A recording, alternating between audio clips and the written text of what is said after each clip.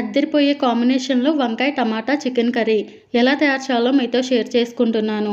ముందుగా stove on చేసుకుని బాండీని పెట్టుకుని పావు కప్పు ఆయిల్ వేసుకోవాలి. ఆయిల్ హీట్ అయ్యాక ఒక పెద్ద ఉల్లిపాయ తరుగు 5-6 పచ్చిమిర్చి చీలికలు వేసుకుని కాస్త మగ్గేంత వరకు ఫ్రై చేసుకున్న తర్వాత 1 టీ స్పూన్ అల్లం వెల్లుల్లి పేస్ట్, కొద్దిగా కరివేపాకు వేసుకుని పచ్చివాసన పోయేంత వరకు కూడా ఫ్రై చేసుకున్న తర్వాత 1/2 కేజీ చికెన్ తీసుకుని ఉప్పు, నిమ్మరసం వేసి శుభ్రంగా కడిగి వేసుకోవాలి. అలాగే 3 టమాటా తరుగు, పావు కేజీ వంకాయ ముక్కలు, రుచికి సరిపడ్డ ఉప్పు వేసుకుని ఒకసారి బాగా కలపాలి.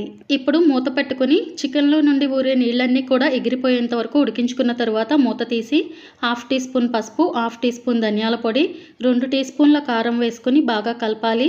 చూడండి, ఉప్పు, కారం, పసుపు అన్నీ బాగా పట్టేలా కలుపుకున్న తర్వాత ఇప్పుడు 2 గ్లాసుల నీళ్లు పోసి మూత పెట్టుకుని కూర దగ్గర పడేంత వరకు ఉడికించుకున్న తర్వాత 1 టీ స్పూన్ గరం మసాలా, కొద్దిగా కొత్తిమీర తరుగును చల్లుకోవాలి. అంతే అండి, వంకాయ టమాటా చికెన్ కర్రీ